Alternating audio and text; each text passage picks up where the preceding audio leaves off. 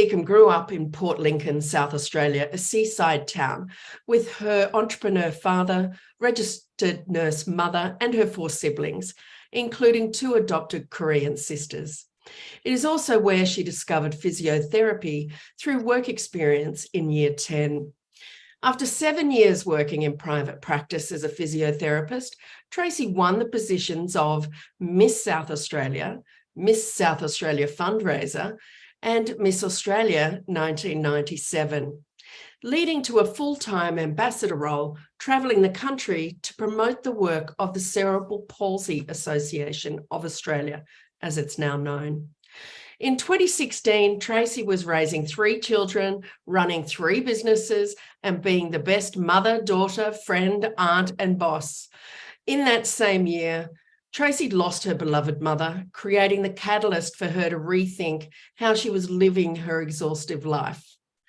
Realising this was no longer sustainable, Tracy sold her largest business and modified the others so she could spend more time with her family. Tracy is a thinking into results facilitator and began her coaching business, Potential Realised, in 2011. Then in 2017, she launched her other soul-led business, Soul Pleaser, showing people they are enough so that they can be who they're here to be and make the difference they're here to make. She does this through her online programs, coaching, retreats, public speaking, and her recently published book, From People Pleaser to Soul Pleaser. Welcome to Pure Health Hub, Tracy. Hi, Lindy. Thanks very much for having me. Oh, it's a pleasure. Thanks for joining us. Now, there really usually is a bit of a life-changing experience or a diagnosis that is often the catalyst for major life changes. Could you share your experience with us?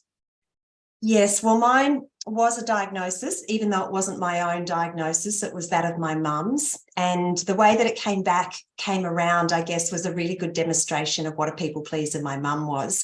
She discovered a lump in her breast and didn't tell anybody about it until it was 7 centimetres in diameter.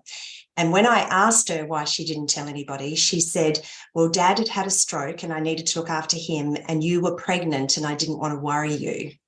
So that really summed up the way that my mum put herself last. And I only found out about it because I saw a little letter on her counter in the kitchen about an appointment with a doctor. So that was the start of it for me, but she did end up going into remission for 10 years. And when she passed away, that was my real realisation. I had been working so hard with those 3 businesses that I did see my mum, but my family had dropped down the rung in terms of priority, even though they're my highest value.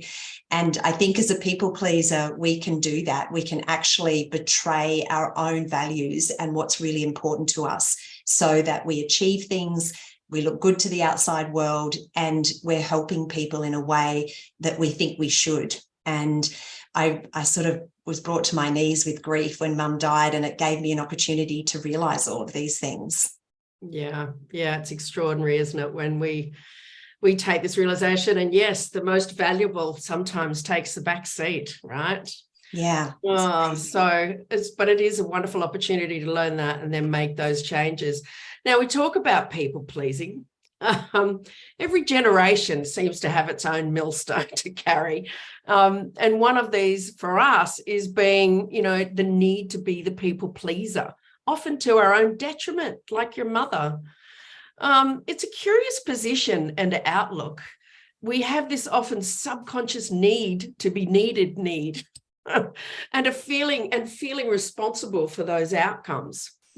Now, we all had very different upbringings, and yet we are still, pleased to please excessively. Where do these mindsets stem from? Well, for me, today I was joking with somebody who's just about to start the program with me, and he said, oh yeah, people pleasing is almost genetic for me. And it's interesting the way he framed that, because genetic is an interesting word, and partly it's because of physical genes, but partly it's because of modelling behaviour that has been passed on for generation and generation. And my mum was a serial people pleaser, and so was my grandmother. And when my mum was actually on her deathbed and I was just telling her how incredible she'd been, you know, I was very blessed to have the opportunity to say everything I wanted to say. And I was telling her how she had helped so many people.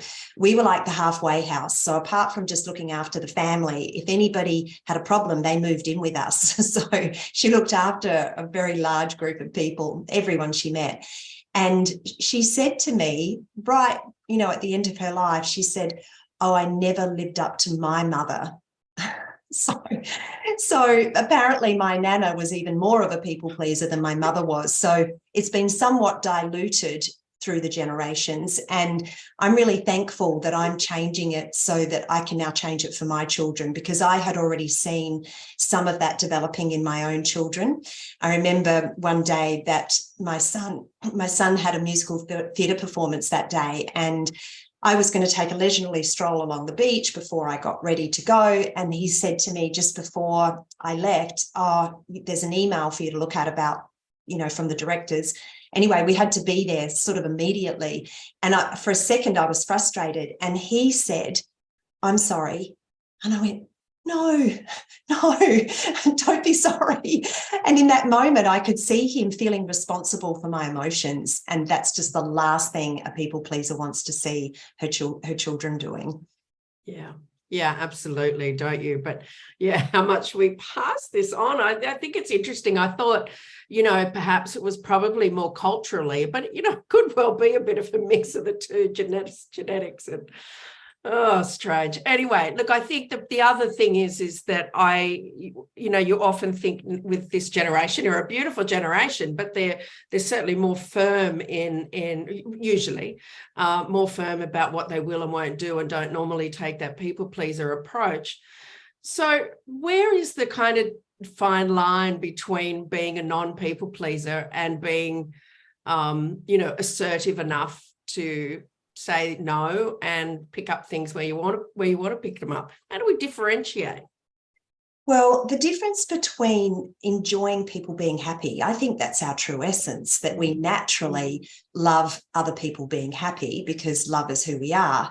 But the difference between just enjoying seeing someone happy and being a people pleaser is the difference between enjoying something and needing something. And so the people pleaser needs the other person to be happy for them to be happy. So there's a little bit of give to get. We don't intend it consciously. I always thought that I was just a giving, gracious person. But now I look back and I say, I had a subconscious ulterior motive.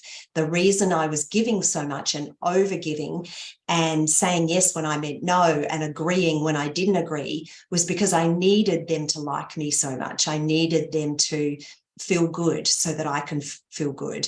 And so it's really a self-worth issue. It's a self-belief issue. It's, I feel good about myself if somebody else is validating me in some way by being happy about my behavior and what I say. Yeah, it's true. It's the self-worth, isn't it? It's that self, which I think is what you teach people in these courses, is finding that self-worth, right? That's where we need to find it so that we can, you know, not need to do that. Now, the other thing, obviously, sadly, because this interview happened so quickly, I haven't had a chance to read your book yet, but I look forward to that.